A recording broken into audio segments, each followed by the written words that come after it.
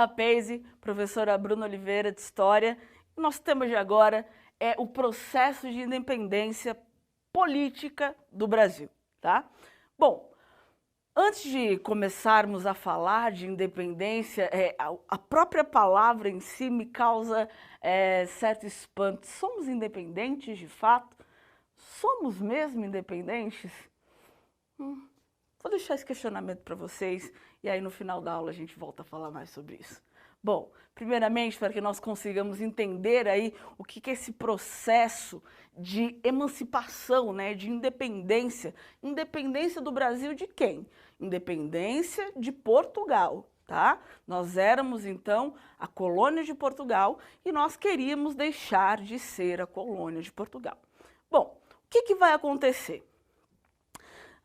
A mão invisível da Inglaterra, ela é muito importante para que nós consigamos entender principalmente o período da abolição da escravatura, né? Que é o fim da escravatura lá em 1888. Então, assim, a Inglaterra ela está inserida em todo o nosso processo, né? Então é importante que vocês tenham essa visão. A mão invisível da Inglaterra está sempre pairando sobre a história do Brasil, confundindo-se aí entre Brasil e Portugal. Bom, o que acontece? Em 1314 até 1316, durou dois anos, o rei de Portugal morre e ele não tinha um sucessor para deixar no lugar. Um sucessor, ou seja, estou falando de um homem. Ele tinha a filha, Beatriz, que casou-se aos 13 anos com o rei de Castela, que fica na Espanha, e tinha sua esposa, Leonora, que, né, se fosse assim, já que ele morreu, ela assumiria o poder e governaria numa boa. No entanto, nós vivemos uma sociedade desde sempre machista, desde a sua construção. E já em 1300, as pessoas já eram extremamente machistas, enfim, e eles não admitiam que o poder ficasse na mão de Dona Leonora. Mas se o poder não ficasse na mão de Dona Leonora, teria que ir para Dona Beatriz, que transferiria, obviamente, a responsabilidade para o seu esposo, que era o rei da Espanha. E aí Portugal perderia a sua autonomia. Então, os burgueses, os liberais, todo mundo se movimentou naquele momento para evitar que isso acontecesse. Quando a Inglaterra vai entrar nesse meio? A Inglaterra entra nesse meio, colocando a família Bragança de volta no trono, né? Então, eles devolvem o trono ali para Portugal, fala, vai daí, vamos ver se está certo. Em 1500, Portugal, então, começa a fazer aí as suas navegações, chega ao Brasil. Em 1808, com a ajuda dos ingleses, mais uma vez, quem financiou a vinda dos portugueses para o Brasil foram os ingleses, né? E aí, quando nós chegamos na época de 1808, com medo e afugentado por Napoleão Bonaparte, que estava ali fazendo a Revolução Francesa e já tinha chegado à cidade do Porto, e aí o que Napoleão Bonaparte disse? O que ele queria? Ele queria o chamado bloqueio continental, né? Ou seja, ele queria que Portugal parasse de fazer negócios com a Inglaterra. Só que Portugal tem o rabo preso com a Inglaterra desde sempre. Como é que ia fazer isso? E aí Portugal vai correndo, que também está sempre quebrada, sem dinheiro. Aí fala, ó, Inglaterra me ajuda, eu preciso fugir, preciso ir para a colônia porque estão invadindo a metrópole.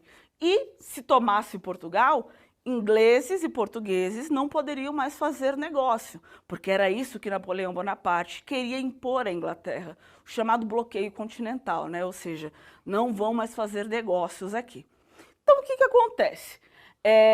Em 1808, a Inglaterra chega e fala, ok, vou respirar bondosamente, vou doar o dinheiro para que a família real vá ao Brasil. E aí, em 1808, quando a família real chega ao Brasil, no Rio de Janeiro, a gente tem um boom populacional. Ou seja, naquele momento, nós tínhamos 13 mil habitantes, aproximadamente, no Rio de Janeiro. De repente, a população quase que dobra, né? Embora não chegue a dobrar, quase dobra, com a chegada de toda a família real e de toda a corte portuguesa, né? Então, os portugueses, na verdade, coitados, que moravam lá em Portugal, é que foram prejudicados, porque o rei não avisou nada para ninguém, fugiu na calada da noite, né? Então, ele esperou todo mundo dormir ali, pá, bonitinho, aí no outro dia, só acorda o pessoal de manhã e vê os navios indo embora. E a família real toda lá dentro. E o Brasil vindo embora, e Portugal indo embora, vindo para o Brasil. E aí, quando a gente começa a estudar esse ponto de 1808, é muito engraçado porque tem o PR, né? Que significa príncipe regente. E aí eles chegavam nas casas das pessoas, eles escolhiam as melhores casas e colocavam o PR, que é o príncipe regente, que significava dizer que aquela casa não era mais daquela pessoa. A casa agora seria do rei ou de alguém da corte, enfim. A gente chama de príncipe regente, os historiadores brincam com esse termo, eu também adoro, ou ponha-se na rua, né? Porque assim, você é convidado a se retirar da sua casa e para onde você vai é um problema seu, para que a família real ou alguém da corte possa ficar com a sua casa. E o que a gente diz assim, o nosso complexo de inferioridade é tão gigantesco e a nossa falta de clareza para poder problematizar determinados assuntos era tão gigantesco que naquela época não era diferente. Muitas pessoas ficaram felizes por ter a sua casa tomada por um príncipe ou por alguém da corte portuguesa. Tipo, como é que pode você perder sua casa e ficar feliz assim? Eles ficaram extremamente felizes. Ai, nossa! Ei, Maria, o que aconteceu hoje? Tu vai passar um café? Ai, eu não posso mais, eu estou desabrigada. Mas tudo bem, alguém da família real está na minha casa, colocaram um PR, eu sou importante, a minha casa foi escolhida para alguma coisa. Então, assim, até essa visão, né, romântica, vamos dizer, Portugal consegue vender de alguma forma. Tipo, olha, nós estamos aqui por vocês.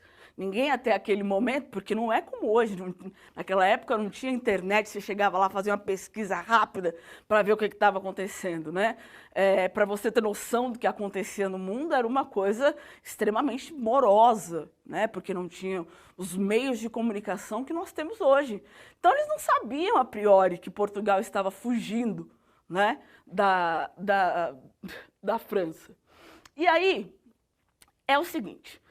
Nós começamos esse processo de independência do Brasil, e nesse processo de independência do Brasil, nós começamos o que hoje nós conhecemos por dívida externa, né? Isso mesmo. Por quê? Porque nós começamos essa dívida lá em 1822, que é quando vai começar a independência do Brasil. Quando o Dom João pede o fim do jugo, né, português sobre o Brasil, ele diz o seguinte: por favor, eu não quero mais ter nada a ver com você. Será que dá para a gente cortar as relações? Não estou conseguindo olhar para tua cara mais. E aí ele fala assim, tudo bem, você quer ser livre? Né? Em 1822, a família real teve que voltar para Portugal por causa de uma coisa chamada Revolução do Porto. O que foi a Revolução do Porto? Portugal, a França invade ali um determinado pedaço, os portugueses se rebelam, começam a chutar tudo e exigir a volta da família real para Portugal. Porque ou você faz o negócio acontecer, ou você está ali, que é isso? Foi embora de uma hora para outra sem falar nada. E aí começam a quebrar tudo, é uma confusão danada. E aí, em 1820, Dom João é obrigado a voltar para Portugal para reinar ali, o pessoal ver que a família real estava de volta, né? E aí o Brasil começa a querer ser independente, não ter que pagar mais imposto para a metrópole, porque assim, qual é a função da metrópole e da colônia?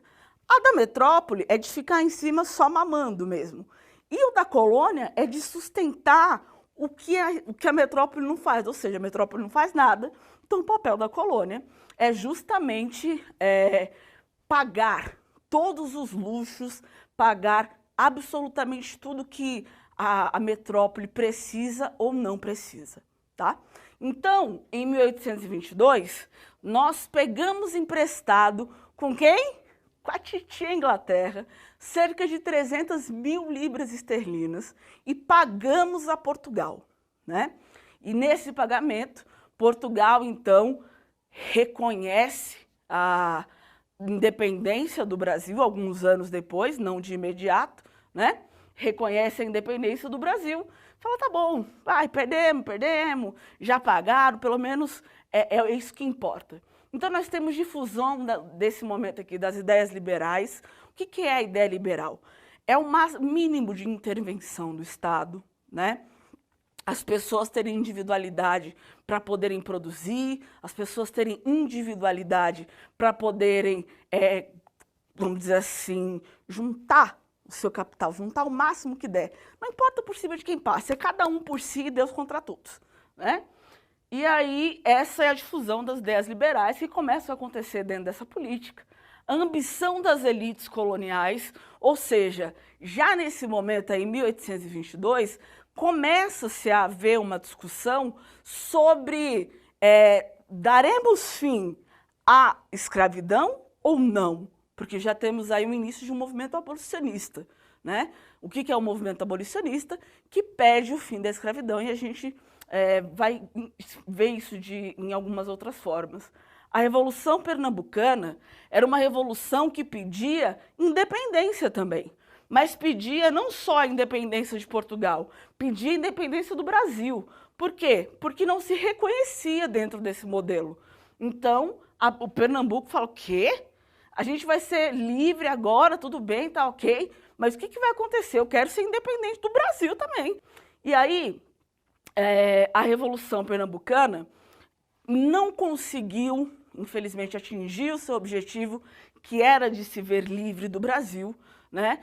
E ficou aí acoplada, né, durante muito tempo, continuou fazendo parte do Brasil, mas a Revolução Baiana, anos mais tarde, consegue romper aí com essa lógica, tanto que a independência da Bahia é comemorada no dia 2 de julho, diferente da independência que é comemorada no Brasil inteiro, que era no dia 7 de setembro, né? Então, nós temos aqui, como eu disse para vocês, o reconhecimento internacional da independência, que vem mediante ao pagamento que fora dado, de cerca de 300 mil libras esterlinas, fora fornecido pela Inglaterra gentilmente, né? Resumindo, nós falamos então sobre o processo de independência política do Brasil, como isso vai se dar, falamos da difusão das ideias liberais, eu expliquei brevemente para vocês o que é o liberalismo, falamos das ambições das elites coloniais naquele momento, da Revolução Pernambucana e do reconhecimento internacional da independência, tá? Bom, eu quero primeiro, eu vou deixar uma provocação aqui para vocês nesse finalzinho, bonitinho aqui, ó, quando ele chega para poder, vamos lá, nas margens do Rio Ipiranga, gritar, esse quadro, essa imagem que se tem, é tudo mentira. Vou contar uma fofoca para vocês. No dia da independência mesmo, Dom Pedro não conseguiu ir para a margem para poder gritar, ele estava com um leve desarranjo, deitado ali dentro de casa, sem ninguém saber, mas tudo bem, o que importa é um quadro imponente que foi construído. Mas foi construído a partir de um determinado viés, né? Ou seja, a partir de uma determinada perspectiva, para que jamais a imagem de um imperador, que é e está aqui em cima, seja associada a algo ruim. Então, ele tem que ser imperativo, ele tem que ser poderoso. Esse foi o nosso bate-papo. É nóis, tamo junto. Até a próxima.